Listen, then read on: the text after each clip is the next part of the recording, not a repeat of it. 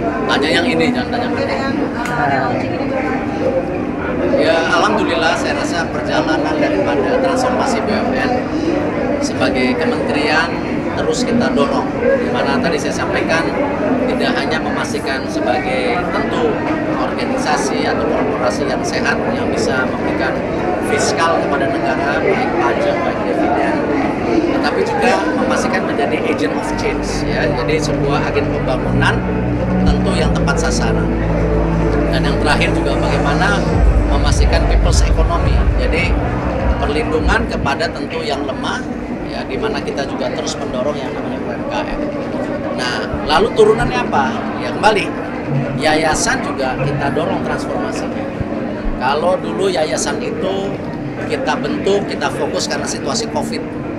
Ya, kita bersama-sama waktu itu dengan Menteri PUPR kita membangun atau memperbaiki sebenarnya, bukan membangun, Wisma Atlet waktu Asian Games dijadikan rumah sakit awal ya, darurat untuk COVID waktu itu ya, belasan ribu bisa ditampung saat itu.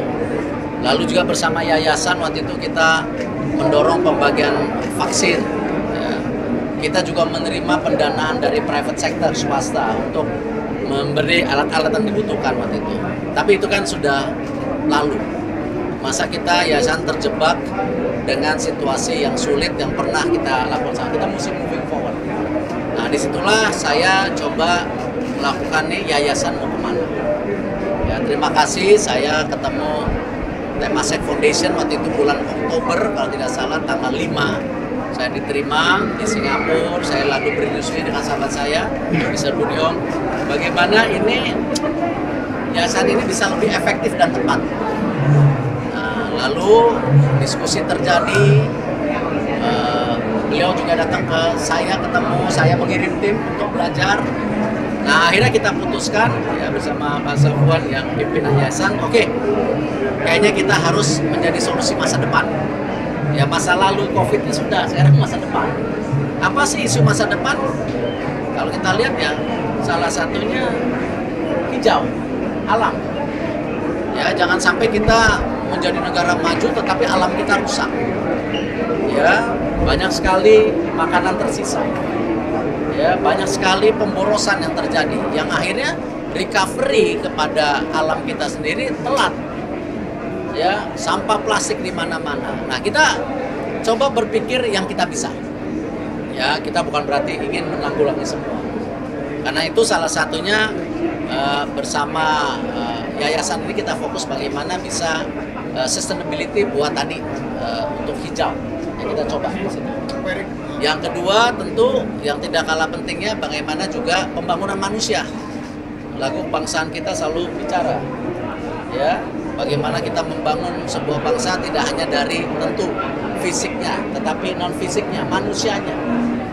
Nah, disitulah kenapa kita coba melihat kesehatan untuk ibu dan anak ya, menjadi salah satu tolak ukur yang kita coba nanti insya Allah Agustus ini kita coba membuat percontohan untuk PAUD ya, PAUD tetapi di lokasi terjadinya kesenjangan yang tinggi antara kaya dan miskin. Nah, kita cari titiknya. Nah, itu sebuah modeling project supaya bagaimana kita kembali menginjak bumi ya, bisa melayani masyarakat dengan baik tadi dengan isu-isu salah satunya kesehatan ibu dan anak.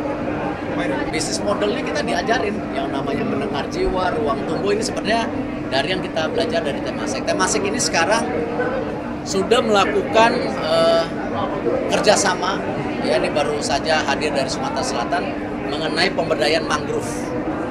Lalu juga ada rumput laut, Lombok, rumput laut di Lombok. Nah, jadi kita coba ya, kalau Temasek peduli, masa kita sebagai bangsa nggak peduli? Ya, ya. Oh enggak, ini programnya kan cuma ada programnya. Kalau tentu CSR BUMN kan kita sudah bilang ada 3 waktu itu, pendidikan, hijau, dan juga pendampingan untuk UMKM, itu untuk seluruh BUMN-nya. Ya, supaya tepat sasaran. Nah, tapi tentu kembali yayasan bukan bergantung hanya BUMN. Buktinya daripada Temasek Foundation juga mau bekerja sama nanti memberikan grant ya untuk anak-anak muda Indonesia, inovator Indonesia yang bisa konsisten bagaimana memperbaiki ekosistem kita yang sedang rusak, baik di alam maupun di mental health atau kesehatan. Nah ini coba lakukan. Berapa? Target pendanaannya berapa? Nggak ada, baru lahir. Tapi ya kita salah satunya kita bikin kompetisi. Sekarang kita targetkan 500. Ya, sekarang sudah daftar 30 hari ini. Nanti berupa grant, ya. Grant itu hibah. Ya, jadi kita dorong bahwa ada inkubator yang kita bisa dorong untuk menjadi lebih besar lagi. Ya, anak-anak muda kita melalui startup dan lain-lain.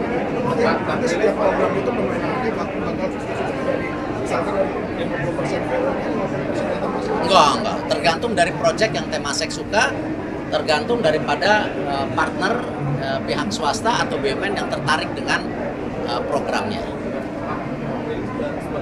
Anak muda Indonesia perlu mentoring. Ya, tidak bisa anak muda Indonesia dilepas begitu saja tanpa ada mentoring.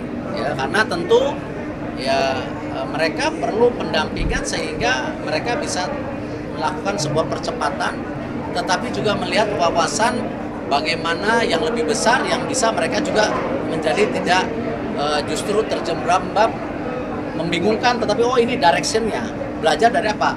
Dari figur-figur yang pernah jatuh bangun. Ya tidak hanya Prilly, ada juga Messi, ya Dr. Messi, ada juga banyak beberapa yang lain.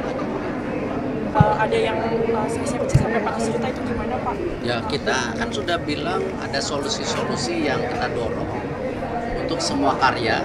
Saya tidak bilang hanya Waskita, Wika, dan lain-lain, bahwa seluruh pendanaan yang baru baik dari pemerintah ataupun dari perbankan masuk ke proyeknya. Nah, tetapi kalau untuk masing-masing proyek itu ada hal yang baik dan tidak baik, tentu kita mesti lihat. Dan tentu yang paling tahu tentu dari Waskita sendiri. Gitu. Tapi paling nggak solusi strateginya sudah jalan, dan itu yang kita pastikan pendanaan tidak langsung ke korporasi tapi ke proyek. Saya udah berulang-ulang waktu itu sampaikan. Tetapi tentu kalau ada kasus penyelewangan lagi ya kita pastikan, tapi saya rasa tidak, karena di rute yang baru. Cash flow-nya tergantung masing-masing karya, saya tidak tahu secara detail. Mungkin ditanyakan kepada direksi dan komisaris. Itu kan fungsinya direksi komisaris mesti lebih detail dari saya.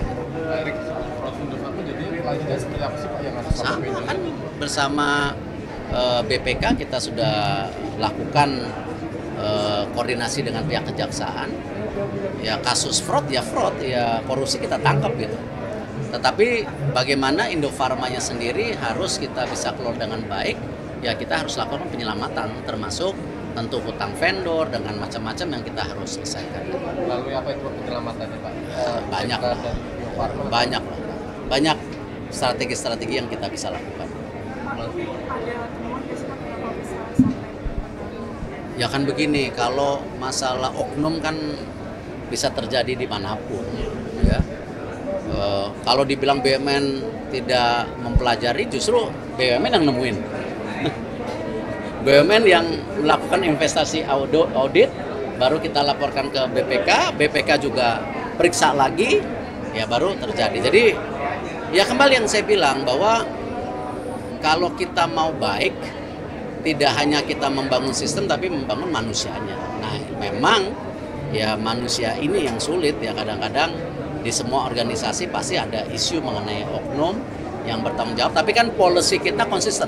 Setiap ada kasus korupsi ya kita laporkan dengan pihak terkait, ya kita kerjasama dengan kejaksaan, ya bahkan KPK sendiri kan kita friendly, di mana kita melakukan banyak isu-isu pencegahan kepada KPK. Memang saya belum ketemu KPK lagi, nanti saya akan minta waktu ya kepada KPK untuk bagaimana kita terus memperbaiki daripada situasi-situasi yang tentu tadi ada kasus koruptif untuk para oknum itu.